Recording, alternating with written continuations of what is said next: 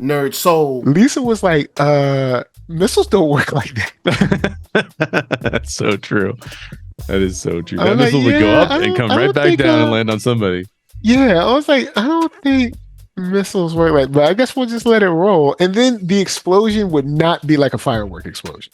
No, Like, there would not have at been all. like there would have been like an impact wave or something. Like, there's a missile, man. Yeah. That was a little on the, but see, that whole character, that guy's whole character, like, okay, if you just remove that guy's character from the entire show, you could have basically turned this into a film, because that guy's character is an excuse for a lot of episode 2, episode 3, and some of episode 4. Like, not that much of episode 4, mostly episode 3. So if you cut that down and you say, okay, episode 5 doesn't need to be as long, episode 4 is great, so we're going to leave it kind of similar to how it is, and then episode 1 we're going to steal pieces from episode 1, do episode 1 the way it is with some pieces from 2 and 3, you could make a film instead of a series if you just remove that guy's character, which is not that great in the beginning and it has very limited motivations. Is there a smaller villain that we could have like swapped him with?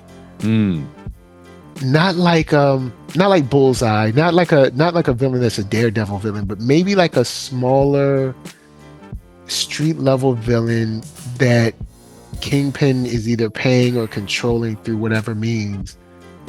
Maybe that could have made it more Marvel of it all. I don't know. But yeah, guy was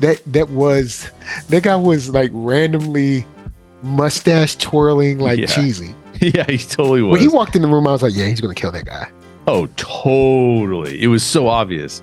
Here's what I would have done with that idea, which I did not thought of. But if you said, hey, pitch me a villain that we could include that would be actually not mustache twirling, but actually cool, dude, I would have gone and taken one of the Luke Cage villains. Because Luke Cage, the villains in Luke Cage were amazing. And I could totally see some of those guys working with Kingpin, for sure. I mean, Mahershala Ali's character in Luke Cage was in that first season was really good. Yeah. Because any of those, any like kind of side character that we had from Jessica Jones, any of them could have came, and even if she like killed that person, but they could have kind of helped serve a bridge to a certain degree. 100%. Maybe someone.